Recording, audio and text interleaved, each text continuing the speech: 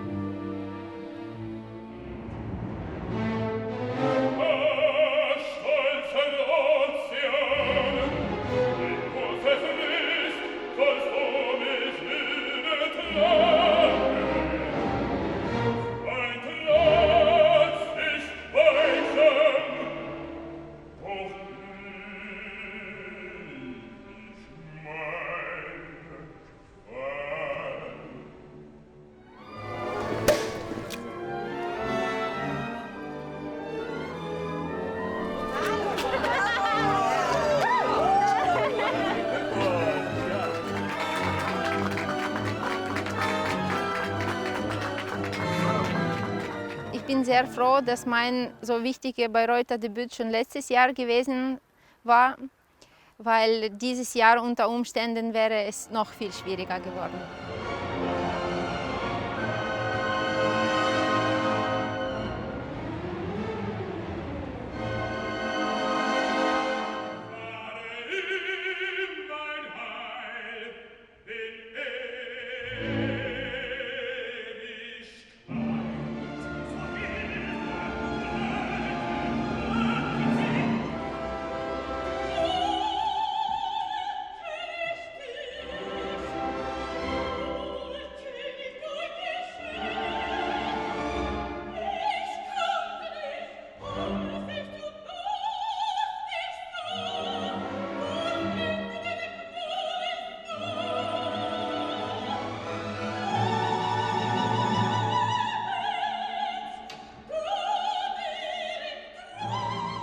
Sicherlich wird man sehr in Fokus genommen, auch sehr streng beurteilt, was auch, finde ich, sehr, sehr gut ist, weil ich finde, vor diesem Beruf habe ich sehr, sehr großen Respekt und ich wollte nie meinen Erfolg geschenkt haben. Aber ich freue mich jetzt, weil ich fühle mich jetzt stärker nach all diesen Prüfungen. Und ich freue mich sozusagen, meine Arbeit in Bayreuth fortzusetzen.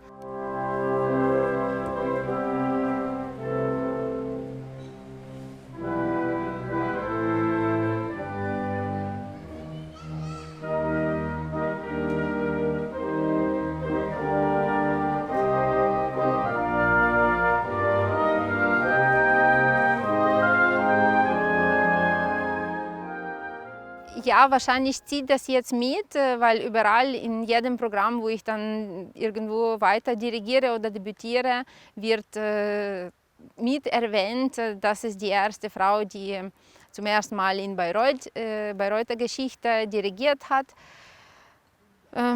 Aber das ist alles äußere Sachen. Ja? Für mich zählt wirklich nur die Musik. Neue Stücke, neues Repertoire, neue Herausforderungen, neue Opernhäuser, neue Orchester und sicherlich sozusagen die Bayreuther Debüt schon in der Tasche zu haben, wird mir psychologisch und professionell mich unterstützen. Ja? Also sozusagen immer wieder daran denken, gut, wenn ich das schon überstanden habe, dann muss ich das nächste auch gut machen.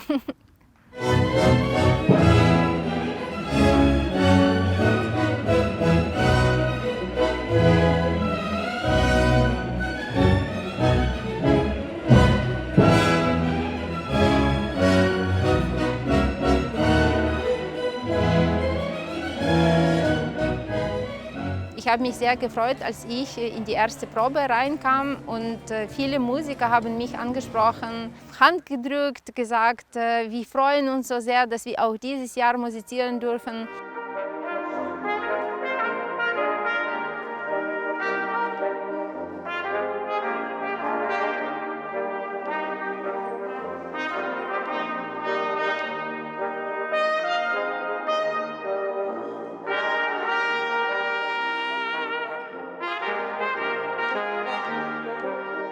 Auch persönlich gab es auch schöne Momente. Wir hatten endlich unsere Hochzeit gefeiert. Das war allerdings sehr, wenn ich jetzt daran denke, wie ein Märchentraum. Ja, aber leider war das für mich der letzte Moment, wo ich zu Hause war in Ukraine und wo wir unsere ganze Familie beisammen hatten.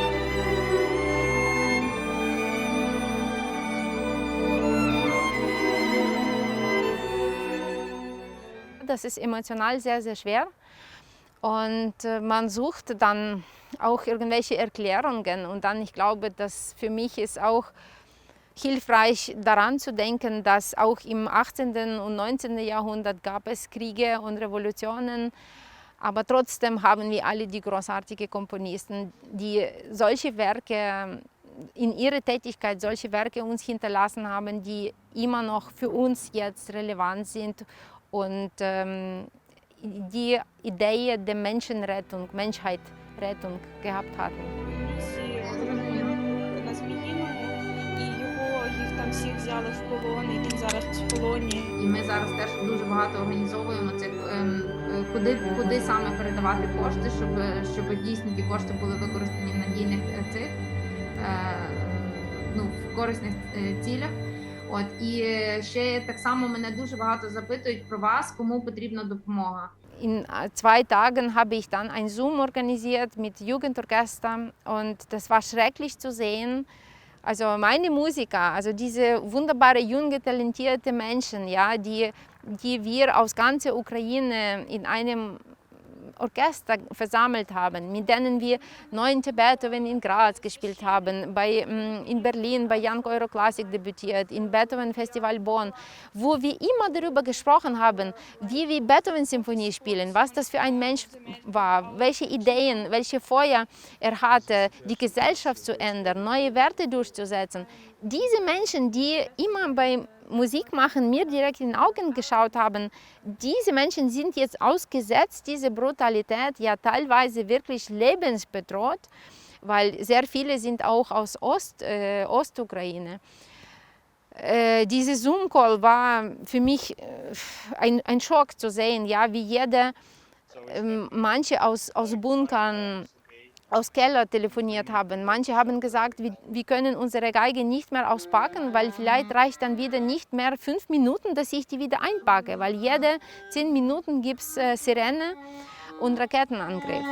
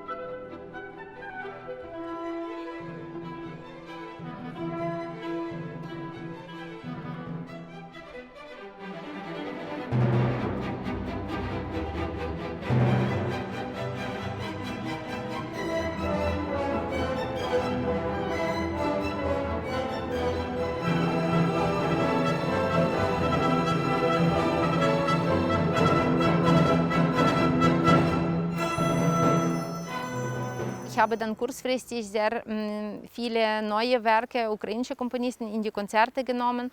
Also zum Beispiel vor einem Monat habe ich wieder in Graz gastiert, mein ehemaliges Haus, wo ich Chefdirigentin war. Und ich habe die Uraufführung von Maria City, das ist ein Werk dem Mariupol gewidmet, auch dort uraufgeführt. Und so praktisch in jedem Konzert gibt es zusätzlich ein Stück, was ich jetzt aufnehme.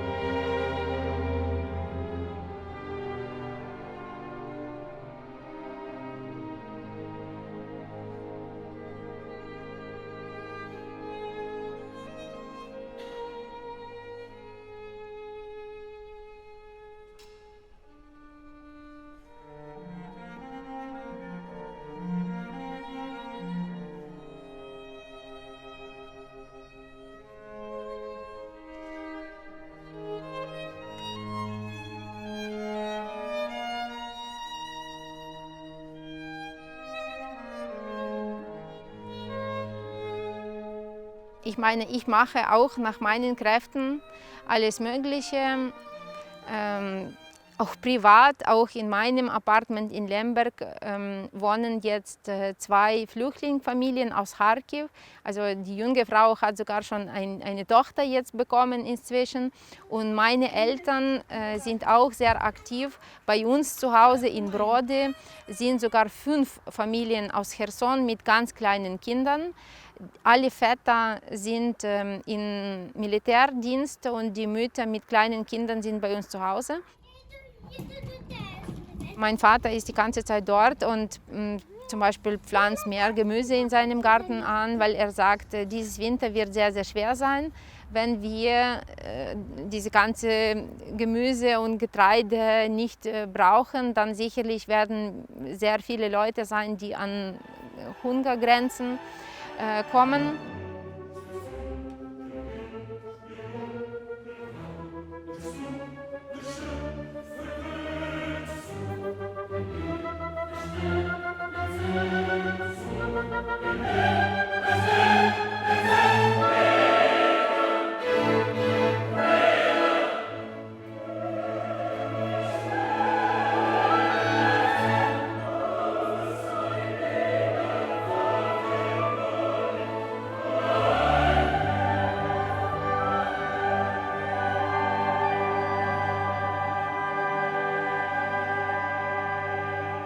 Ganz besonders schön war auch das letzte Konzert in Bologna, wo ich Beethoven 9. Symphonie gespielt habe in Teatro Comunale. Und das ist erschütternd, von neuem den Schiller-Text zu lesen, wo steht, alle Menschen werden Brüder. Aber am Ende dieses Schiller-Text steht auch, dass es soll auch nicht mehr die Tyrannen und Henker geben. Ja? Und praktisch für mich ist das, dass alle Menschen werden Brüder oder können Brüder werden unter Bedingung, dass wir diesen gegenseitigen Respekt haben. Betrifft das unsere Religion, betrifft das unsere Grenzen, betrifft das unsere Kultur oder verschiedene Sprache.